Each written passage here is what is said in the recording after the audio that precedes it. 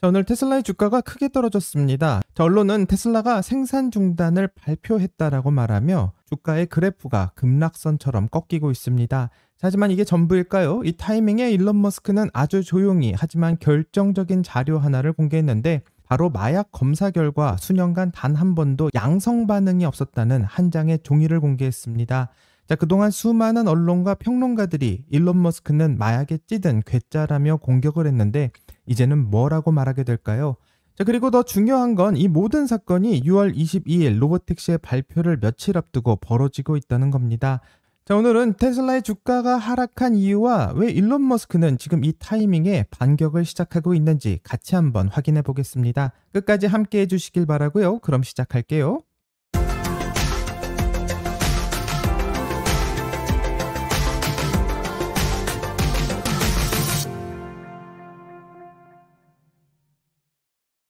자, 오늘 테슬라 주가가 흔들린 핵심 원인은 바로 비즈니스 인사이드의 한 줄의 기사 때문이었습니다. 그 제목은 매우 단순했는데요. 테슬라가 7월 첫째 주 모델 Y와 사이버 트럭의 생산을 일시 중단한다라는 소식을 다루고 있습니다. 자, 기사를 언뜻 보면 테슬라 공장이 정비를 좀 하나보다 이렇게 생각할 수 있는 내용입니다. 이 자동차 업계에서 이런 일은 매우 흔하기 때문에 큰 뉴스가 아닐 수도 있지만 문제는 이 기사의 뉘앙스에 있습니다. 자, 기사 곳곳에 숨어있는 메시지를 보면 차가 안 팔리니까 생산을 멈췄다, 이 테슬라의 수요가 꺾였다, 위기다, 바로 이렇게 계속 속삭이듯 주입하고 있는데 이 기사에 정확한 팩트는 없으면서도 계속해서 부정적인 뉘앙스로 몰아가고 있는 방식입니다. 자, 그런데 이런 프레임이 이렇게 낯설지가 않은 것 같은데요. 2018년 FSD가 처음 공개됐을 때 언론은 계속해서 미완성이다, 위험하다는 공격을 했고 또 사이버 트럭의 출시 전에는 이 사이버 트럭이 매우 괴상한 디자인이기 때문에 안 팔린다라는 조롱을 했습니다. 자, 이번 기사도 그 연장선에 불과하다고 생각하고 심지어 타이밍까지 절묘한데 이 미국 시간으로 6월 17일 그러니까 로보택시 발표 딱 5일 전에 이런 기사를 내고 있습니다. 자, 테슬라는 로보택시라는 굉장히 테슬라의 미래 비전이 집약된 게임 체인저를 발표하면서 이벤트를 시작할 순간인데 언론에서는 굉장히 부정적인 프레임이 계속해서 나오고 있고 이 테슬라 투자자들의 불안감을 증폭시키고 있습니다. 그래서 비즈니스 인사이더의 주장을 하나씩 한번 짚어보면요. 이 첫 번째 수요가 부족하다라는 주장은 이 테슬라가 차가 안 팔리니까 생산을 중단한 거다 이렇게 주장하고 있는데 2024년에도 모델 Y와 모델 3가 합쳐서 170만 대 이상이 판매되었고 사이버 트럭도 약 4만 대 가까이 팔리면서 전기 픽업 트럭 부분에 1위를 기록하기도 했습니다. 자, 이게 수요 부족이면 도대체 어떤 회사가 수요가 많은지가 궁금하고요. 또 둘째로는 자주 멈춘다면서 위기 프레임을 씌우고 있는데 최근 12개월 동안 테슬라의 공장이 세 번째 생산을 중단했다고 강조하고 있는데 이 많은 자동차 업계에서는 평범한 정비 주기라고 생각하고 포드와 GM도 여름 휴가나 공휴일에 맞춰서 공장을 멈추고 라인을 정비하기도 합니다. 자, 테슬라도 7월 4일 미국의 독립기념일 주간 잠시 멈추는 것이고요. 이 테슬라는 그동안 이 직원의 재교육과 자율주행 기술의 훈련도 병행된다고 하고 있으니 미래를 위한 준비를 하고 있는 것이지 현재 위기 상황이 아니라고 생각합니다. 자, 이건 마치 레스토랑이 하루 문 닫고 이 주방을 좀 업그레이드 하는 것을 보고 이 레스토랑이 망했다라고 말하는 것과 다를 게 없는 것 같고요. 또 비즈니스 인사이드에서는 테슬라의 2025년 1분기 실적의 하락을 근거로 들면서 배송량이 전년 대비 13% 줄어들었다라고 말하고 있습니다. 하지만 이 시기는 전기차 업계 전반적으로 계절적으로는 좀 이 판매가 약화되는 시기이고 게다가 테슬라는 모델 Y의 리프레시 모델인 이 주니퍼를 출시했고 아무래도 소비자들이 조금 더 기다렸다가 새 모델을 사자고 판단하는 것은 너무나 당연한 것 같습니다. 이 마치 아이폰 신제품이 나오게 되면 구형 아이폰 판매가 줄어드는 것이랑 좀 비슷한 원리라고 생각되는데요. 만약 비즈니스 인사이드의 말이 맞다면 현재 테슬라의 재고가 엄청나게 쌓여 있어야 하고 이 테슬라 공장 주차장에 차가 넘쳐난다라는 보도를 해야 하지만 현재 그런 이야기는 들어볼 수가 없습니다. 테슬라는 단순한 신차 발표가 아닌 로보택시를 발표할 예정이고 우버와 리프트 그리고 전통 자동차 산업을 바꿀 수 있는 완전 자율주행의 상용화를 선언하려고 하고 있습니다. 자, 그런데 이런 중요한 발표를 앞두고 주가를 흔드는 기사가 계속해서 나오고 있는데 이게 단순한 우연이 아니라고 생각하고 있고요.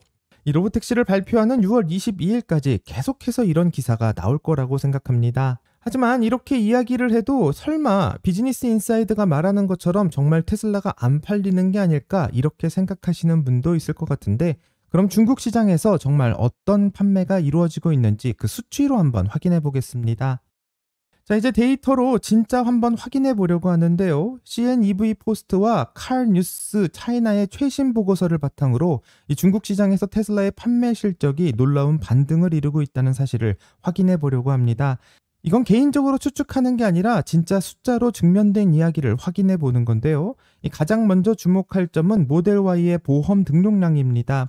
최근 몇 달간 이 수치가 정말 가파르게 치솟고 있는데 6월 9일부터 6월 15일까지 한 주 동안만 해도 데이터에 따르게 되면 테슬라의 보험 등록 대수가 15,500대에 달했습니다. 이는 전기차 시장에서 상위권에 올라서는 성과고, 게다가 모델 3는 주문 대기의 시간 또한 점점 길어지고 있다고 하는데, CNEV 포스트에 따르게 되면 일부 지역에서는 주문 후 4에서 6주를 기다려야 모델 3를 받을 수 있을 정도라고 합니다. 자, 이게 무슨 뜻이냐면 사람들이 테슬라 차를 사려고 줄을 서고 있다는 뜻으로 생각해 볼 수 있는데요. 더 놀라운 건 통계적 추세이고 2025년 2분기 누적 등록 대수가 이미 2024년의 3분기 수준에 도달하고 있고, 지금 같은 추세로 간다면 다음 주에는 2024년 4분기의 실적까지 따라잡을 수 있는 가능성이 높아 보입니다. 자, 이는 테슬라가 중국 시장에서 다시금 강력한 입지를 다지고 있다는 신호고요. 이게 정말 수요 부족이라고 믿을 수 있을지는 모르겠습니다. 자, 근데 여기서 한 가지 눈여겨봐야 할 경쟁자가 있는데 바로 BYD고요. 이 칼뉴스 차이나 차트에서 보면 BYD는 지난주 7만 3천 대의 보험 등록을 기록하며 압도적인 1위를 차지하고 있습니다. 자, 이 수치만 보게 되면 BYD가 테슬라를 완전히 앞섰다고 생각할 수 있지만 여기서 좀 중요한 차이점이 있는데요. 이 BYD는 플러그인 하이브리드 모델을 포함한 다양한 라인을 팔고 있고, 반면 테슬라는 순수 배터리 전기차만 판매하고 있습니다. 자, 그럼에도 불구하고 15,500대라는 실적은 BYD의 다양한 라인을 합친 수치와 비교해도 결코 뒤지지 않는 강력한 성과라고 생각하고요. 자, 하지만 여기서 반대의 목소리도 들려오고 있습니다. 자, 인베스터닷컴 같은 매체에서는 최근 테슬라의 2025년 2분기 중국 판매가 기대에 미치지 못한다면서 비판적인 기사를 쏟아냈는데, 또 다른 언론들은 머스크의 정치적 발언 때문에 유럽 불매 운동이 중국까지 번질 것이라며 테슬라의 이미지를 흔들려는 시도를 하고 있습니다. 하지만 사실을 왜곡한 이야기라고 생각하고 유럽 불매 운동이 중국 시장에 미친 영향은 미미하며 중국 소비자들은 테슬라의 기술력과 브랜드 가치를 높게 평가하고 있습니다. 결론적으로 비즈니스 인사이드가 주장하고 있는 수요 부족 프레임은 중국의 데이터를 보면 완전히 틀릴 가능성이 높고, 이 테슬라가 잠시 생산 라인을 멈추는 건 더 큰 도약을 위한 준비일 가능성이 높습니다. 자, 그럼 테슬라의 다음 행보는 뭐가 될까요? 이제 세상을 뒤흔들 로보택시의 비밀을 같이 한번 파헤쳐 보겠습니다. 자, 이제 불과 며칠 뒤인 6월 22일이 되면 테슬라가 로보택시를 공식적으로 서비스하게 됩니다. 자, 단순한 기술의 시연이 아니라 완성된 서비스의 출발점일 가능성이 큰데, 재미있게도 테슬라는 이미 로보택시의 유저 인터페이스를 철저히 설계해둔 상황입니다. 자, 뒷좌석 스크린엔 도착 예정 시간이 실시간으로 뜨고 있고 버튼 하나만 누르면 차가 스스로 출발하는 것도 볼 수 있는데, 이 테슬라 안에는 실내 카메라도 장착되어 있기 때문에 승객의 안전도 직접 관리할 수 있습니다. 이 테슬라는 수년간 실제 도로에서 데이터를 쌓아왔고 이제 그 결과물이 현실로 나타날 수 있는데, 이 로보택시 네트워크는 차량들이 서로 연결되어 도시 전체의 이동을 최적화할 수 있을 것이기 때문에 우버와 리프트를 넘어서 정말 교통체제 자체를 바꾸는 기술이 될 수 있을지도 궁금합니다. 자, 그렇다면 일론 머스크는 과연 어떤 미래를 그리고 있을까요? 일론 머스크는 인터뷰를 통해서 이제 정치에서 기술로 완전히 돌아왔다라는 주장을 하고 있는데, 어떤 이야기를 하는지 같이 한번 들어보겠습니다. 여러분, 일론 머스크를 환영해주세요. AI 스타트업 스쿨에 오신 것을 환영합니다. 오늘 당신의 참여를 정말 큰 축복으로 생각합니다. 저를 초대해 주셔서 감사합니다. 스페이스X, 테슬라, 뉴럴링크, XAI 등 여러 프로젝트를 이끄신 분이시죠. 이 모든 것들 이전에 살면서 이제 위대한 것을 만들어야겠다고 결심한 순간이 있었나요? 그 계기가 무엇이었나요? 처음엔 위대한 것을 만들겠다고 생각하지 않았습니다. 유용한 것을 만들어 보고 싶었을 뿐인데 위대한 것을 만들 확률은 사실상 너무 낮았죠. 그래도 시도해보고 싶었습니다. 여기 모인 기술 엔지니어와 AI 연구의 새로운 주역들에게 해줄 말이 있나요? 알겠습니다. 엔지니어라는 표현이 연구자보다 더 마음에 듭니다. 기본적인 알고리즘 혁신이 있다면 연구라고 할 수 있겠지만 그렇지 않다면 전부 엔지니어링이라고 생각합니다. 그렇다면 처음부터 시작해볼까요? 이 자리는 18세에서 25세 사이의 젊은이들로 가득 차 있습니다. 창업자들이 점점 더 어려지고 있죠. 18세, 19세 시절로 돌아가 보시면 어떨까요? 코드를 배우고 집2의 첫 아이디어를 떠올렸던 그때가 어땠나요?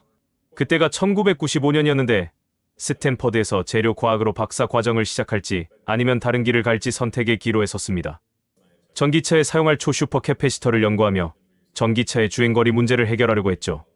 또 다른 선택은 당시 대부분이 들어보지도 못한 인터넷에서 무언가를 해보는 거였습니다. 제 교수님인 빌릭스에게 물어봤죠. 한 학기만 유예할 수 있을까요? 아마 실패할 테니 대학으로 돌아올 거예요 라고요. 그분은 이게 아마 우리 마지막 대화가 될 거야 라고 하셨는데 맞았습니다. 성공할 거라기보단 실패할 가능성이 더 높다고 생각했어요. 그러다 1995년에 인터넷 지도, 길 안내를 위한 옐로우 페이지를 거의 처음으로 만들어냈습니다. 그건 제가 직접 코딩해서 만들었고 웹 서버도 쓰지 않았어요. T라인을 살 돈이 없어서 보드를 직접 잃었죠. 사무실은 팔로알토의 셔먼 애비뉴에 있었어요. 아래층에 ISP가 있었기 때문에 바닥에 구멍을 뚫고 랜선 케이블을 직접 연결했어요. 제 동생과 함께였고 또 한 명의 공동 창업자가 있었는데 그분은 이제 안 계세요. 그땐 숙소도 감당할 수 없었어요. 사무실 임대료가 한 달 $500였고 그곳에서 지냈죠. 샤워는 파이슬리빌 엘 카미노에 있는 YMCA에서 했습니다. 그래서인지 집2라는 작은 회사를 만들어 유용한 일을 해냈고 꽤 괜찮은 소프트웨어 기술도 개발했어요. 하지만 전통 미디어 회사들, 예를 들어 뉴욕타임스 같은 투자자이자 고객이자 이사회 멤버들이 우리 소프트웨어를 이상한 방식으로 사용하려 했어요. 그래서 저는 직접 하고 싶었지만 그 이야기는 너무 길고 복잡하니 여기서 생략할게요. 저는 인터넷에서 유용한 일을 하고 싶었을 뿐입니다. 두 가지 선택이 있었죠. 박사 과정을 하며 다른 사람들이 인터넷을 만드는 걸 지켜보거나 작게나마 인터넷을 만드는 데 기여하거나 시도해보고 실패하면 박사 과정으로 돌아가면 되지 싶었어요. 그러다 최근 성공을 거두었고 $3억 매각했죠. 그땐 엄청난 금액이었어요. 요즘은 AI 스타트업의 최소 목표가 $10억 수준이에요. 유니콘이라는 단어가 생겼죠. $10억 이상의 기업을 뜻하는데 요즘은 너무 많아서 놀랍네요. 물가도 많이 올랐죠? 훨씬 더 많은 돈이 필요해요. 1990년대나 1995년엔 햄버거를 100원에 살 수 있었을지도 모르죠. 농담이지만 물가가 정말 많이 올랐어요. AI에 대한 열기는 정말 대단하죠. 1년도 안 된 회사들이 수십억 달러의 가치를 매겨지기도 해요. 그게 현실이 될 수도 있고 일부는 성공할 거예요. 하지만 이런 높은 가치 평가는 놀라울 따름이에요. AI가 로켓이나 자동차, 소프트웨어를 만들 때 코드를 컴파일하고 안정적으로 작동하려면 최대한 진실을 추구해야만 합니다. 수학이나 물리학은 정말 엄격한 심판자니까 속일 수가 없습니다. 저는 항상 진실을 최우선으로 하는 환경에 익숙했고 그건 정치와는 확실히 다릅니다. 그래서 전 기술 분야로 돌아오게 돼서 정말 기쁩니다. 자, 일론 머스크의 말을 한번 들어봤고요. 나는 이제 정치적인 논쟁 대신 기술과 진실에 집중하겠다고 말하는 일론 머스크의 이야기를 들어볼 수 있었습니다. 자, 단순한 멘트처럼 들릴 수 있지만 사실상 기업가로서 그리고 혁신가로서의 재선언이라고 할 수 있는데 언론과의 싸움, 정치적인 이슈들, 소셜미디어의 논쟁 등 이런 모든 것을 뒤로하고 이제는 기술 자체로 돌아가겠다라고 말하고 있습니다. 자, 일론 머스크가 집중하는 기술은 FSD와 옵티머스 그리고 로보택시가 될 것 같은데 이것이 바로 테슬라 미래 그 자체라고 생각합니다. 특히 6월 22일 로보택시 발표가 되는 시점에 맞추어 일론 머스크가 다시 기술로 돌아가겠다라고 말하고 있는 것은 굉장히 의미가 있다고 생각하고요. 일론 머스크가 세상을 뒤흔들 기술로 다시 중심에 서게 될지 궁금해집니다. 자, 테슬라의 주가는 언제나 롤러코스터와도 같았는데요. 악재가 나오면 출렁이고 호재가 나오면 급등하는 이런 패턴들을 반복해왔습니다. 그리고 지금의 하락은 어쩌면 그 익숙한 전조일 수도 있는데요. 이 로보택시가 정말 발표되는 6월 22일까지 언론의 부정적인 뉴스는 계속될 거라 생각하고 이로 인해서 단기 조정은 있을 수 있지만 이 장기적인 파장은 훨씬 더 깊고 넓을 것이라고 생각합니다. 정말 테슬라는 우리가 사는 세상의 이동 방식 자체를 바꿀 수 있을지가 궁금하고요. 바로 이 역사적인 문턱 앞에서 테슬라는 과연 어떠한 회사가 될지 같이 한번 지켜보겠습니다. 여기까지가 오늘의 테슬라 뉴스고요. 오늘 영상이 도움이 되셨다면 구독과 좋아요 그리고 알람 설정 부탁드립니다. 오늘 좋은 하루 되시고요. 오늘의 테슬라 뉴스는 내일 또 새로운 소식으로 다시 찾아오겠습니다. 감사합니다.